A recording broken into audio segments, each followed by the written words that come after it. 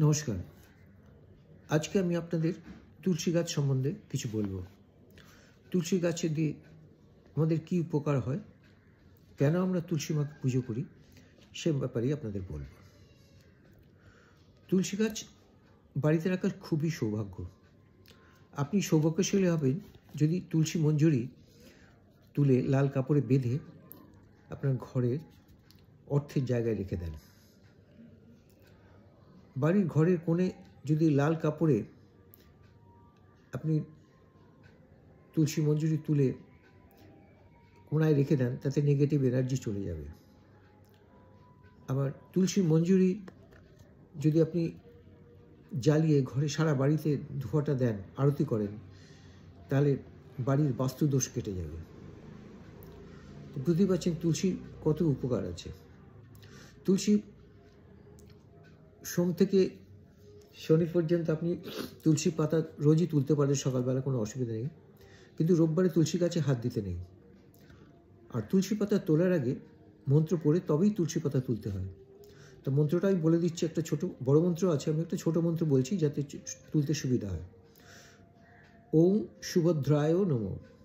মনে রাখবেন ছোটো করে, আমি আবার বলে দিচ্ছি, ওম সুভদ্রায় নমঃ, ওম সুভদ্রায় নমঃ। এবং 3 বার বলে তারপর আপনি তুলসী পাতা তুলতে পারেন। এমনি তুলসী পাতা তোলা যায় না, তুলতে হয় না। তুলসী গাছ মরে গেলে বাড়িতে রাখা উচিত নয়, এতে বাড়ির অমঙ্গল হয়। এবার ডাল ছোটো ছোটো করে টুকরো করে কেটে সেটা দিয়ে তৈরি করে আপনি মালা করে পরতে পারেন। এই তুলসী মালা যদি আপনি পরে থাকেন, যারা ফিনান্সিয়াল ইনস্টিটিউশনে কাজ করেন সেই স্টাফেরা, বা ব্যাংকেও যদি কাজ করেন স্টাফেরা, এই তুলসী মালা পরে যদি যান অফিসে কাজ করেন ডেইলি, দেখবেন আপনি কোনোদিন ফিনান্সিয়াল ফ্রডে জড়াবেন না, আপনাকে নিয়ে কোনো ডিসপিউট হবে না টাকা পয়সার ব্যাপারে। অনেকেই জানেন না, ওটা জানিয়ে দিলাম সকলের জন্য। তুলসী মঞ্জুরি লাল কাপড়ে বেঁধে ঠাকুরের পায়ে বেঁধে রেখে যদি পরের দিন লকারে রাখেন, ওই প্যাকেট সমেত বেঁধে, অর্থের অভাব হবে না।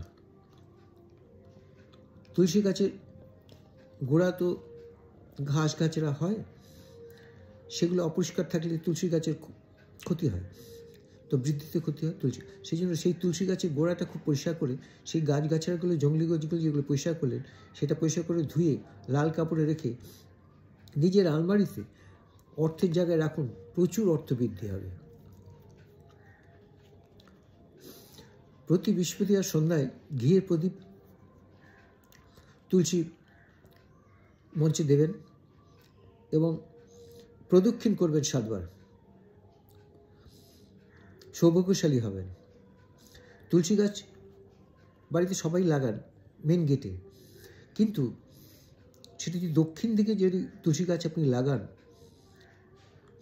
তাহলে সেটা উচিত হয় না। কারণ কি, দক্ষিণ দিকে যদি তুলসী গাছ লাগিয়ে পুজো করেন, তাতে আপনার বাড়ির যদি মেয়ে থাকে তার অনেক রকম কষ্ট আসতে পারে। সেই জন্য তুলসী গাছটা দক্ষিণ দিকে লাগাবেন না। তুলসী গাছ আগুনে পোড়াতে নেই, এটা সবাই জানেন, তাও বলে দিচ্ছি। তুলসী গাছে কখনো আগুনে পোড়াতে নেই। রবিবার তুলসী গাছে হাত দিতে নেই, বা তুলসী পাতাও তুলতে নেই। আর তুলসী পাতা ছিঁড়লে অমঙ্গল হয় এই সময়। আর তুলসী পাতা ছেঁড়ার আগে, তোলার আগে মন্ত্র পাঠ করে নিতে হয়, সেটা আপনাকে বলেছি। ওম সুভদ্রায় নমঃ, ওম সুভদ্রায় নমঃ, ওম সুভদ্রায় নমঃ 3 বার বলে তবেই তুলসী পাতা তুলবেন।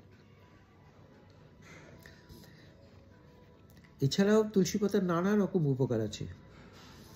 এই পাতা সকালবেলা আপনি যদি ডেইলি 2-3টে করে খান খালি পেটে, এবং মঞ্জুরিও যদি খান, অনেক রোগ থেকে মুক্তি পাবেন এবং দীর্ঘায়ু হবেন।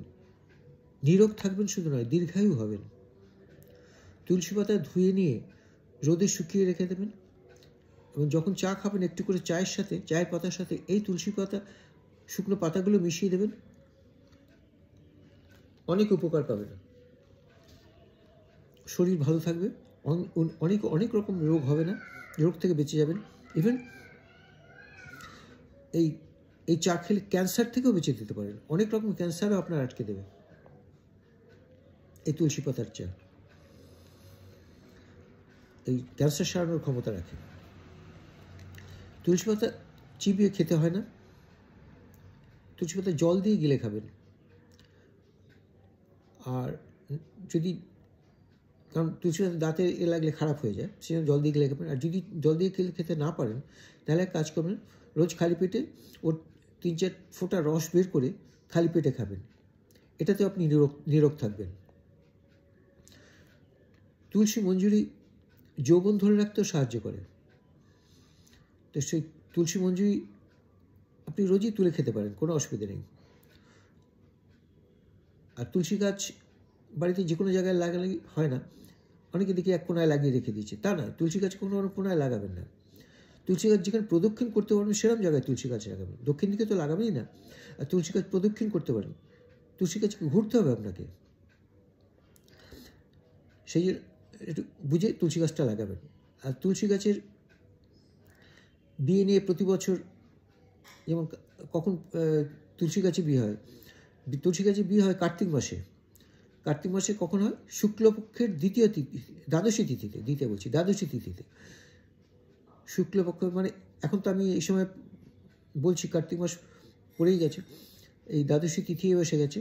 এই দ্বাদশী তিথিতেই আমাদের তুলসীর বিয়ে হয়।